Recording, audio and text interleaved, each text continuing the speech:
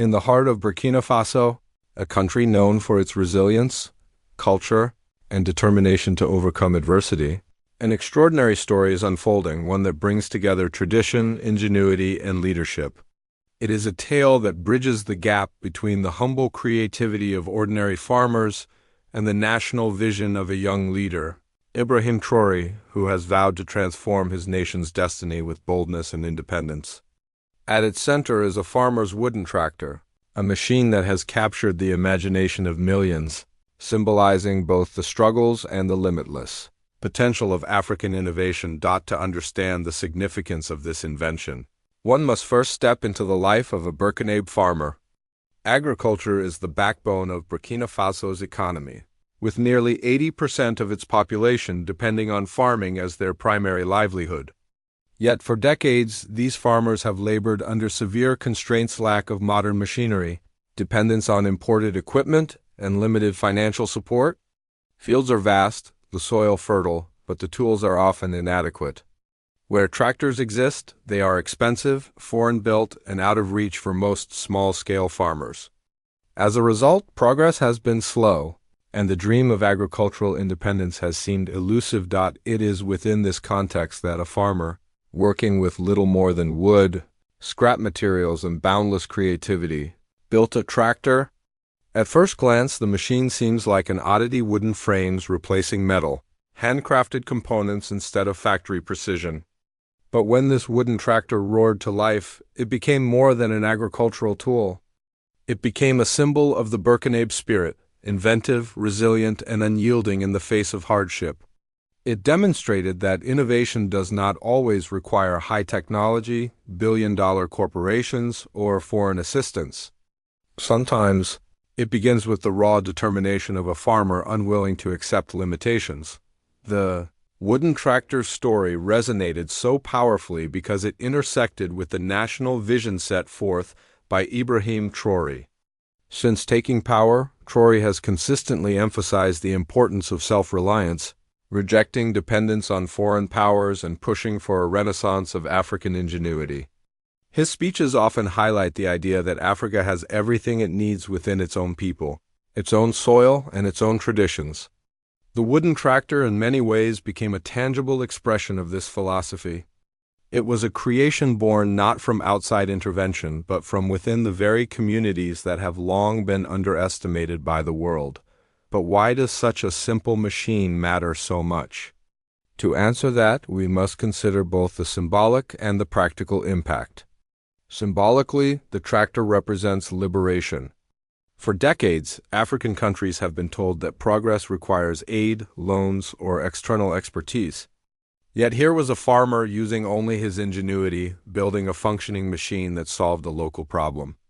Practically, the invention has shown how resourceful solutions can address real agricultural challenges.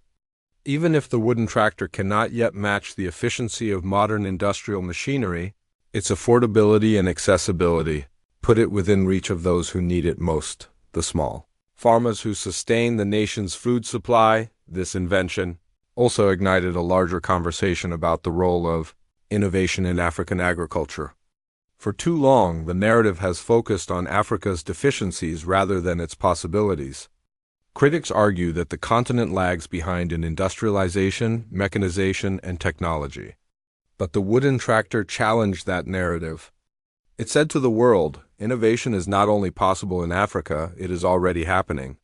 What is needed is recognition, investment, and leadership to nurture these grassroots ideas into national projects. And it is here that Ibrahim Traoré's vision converges with the farmer's ingenuity. Traoré has made it clear that the future of Burkina Faso will not be dictated by external entities like the IMF, the World Bank, or Western governments. Instead, it will be shaped by the creativity of its own people. He has spoken about building local industries, harnessing natural resources, and empowering citizens to solve their own problems. When news of the wooden tractor spread, Traoré reportedly took a keen interest in the story, recognizing in it a symbol of the nation's resilience and a practical example of the path forward. He understands that innovation does not always begin with billion-dollar factories, but with small ideas that can be scaled and improved upon. Consider the economic potential of such inventions. If properly supported, the idea of low-cost, locally made farming machinery could transform agriculture across Burkina Faso and beyond. Instead of importing expensive tractors that leave farmers indebted or excluded, local industries could be developed to manufacture affordable alternatives. Even if the first models are imperfect, the act of creating them lays the foundation for domestic industry. Each iteration improves upon the last, eventually leading to machinery that is both effective and uniquely suited to the African environment. This is how industrial revolutions begin, not with perfection, but with the courage to try. Moreover, the wooden tractor speaks to something deeper: dignity. For generations, African farmers have been portrayed as dependent, waiting for aid to arrive. Yet this invention flips that narrative.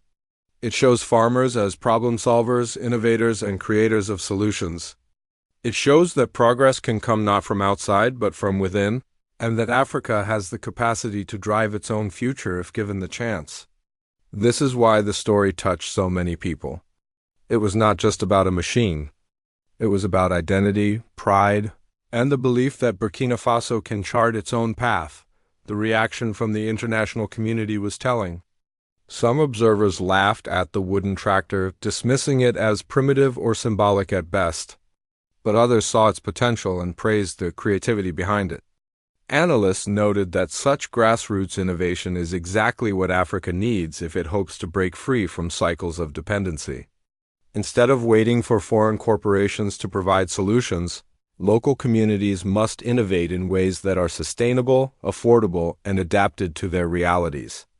The wooden tractor became a conversation starter, a spark that ignited debates on how Africa can reclaim control of its destiny. Ibrahim Traoré, with his reputation for defiance and independence, fits seamlessly into this narrative. His leadership style emphasizes sovereignty, rejecting exploitation, and promoting indigenous solutions. He has challenged international powers, expelled foreign troops, and sought alliances that prioritize Africa's interests. By uplifting stories like the wooden tractor, Traore is not just supporting one farmer. He is reinforcing the idea that Burkina Faso can build a new future rooted in self-reliance. He is sending a message to his people: your ideas matter, your solutions are valid, and together, we can create a nation that no longer depends on the charity of others. The implications of this vision are vast.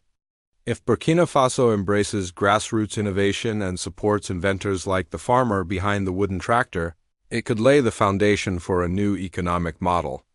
One that values creativity over dependency, dignity over subservience, and progress that is measured not by foreign loans but by domestic ingenuity. This approach, if successful, could inspire other African nations to follow suit, creating a ripple effect across the continent. It could mark the beginning of an African Renaissance, one where innovation is not imported, but homegrown. Of course, challenges remain. A wooden tractor, while symbolic, is not yet a scalable solution. To truly revolutionize agriculture, Burkina Faso will need to invest in research, development, and training. It will need to establish local industries that can take these grassroots ideas and refine them into durable, efficient, and competitive products.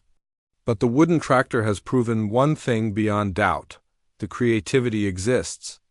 The question now is whether the leadership and resources will be mobilized to harness it.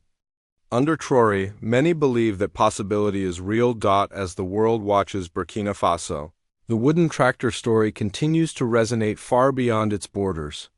It has become a metaphor for Africa's struggle and its promise.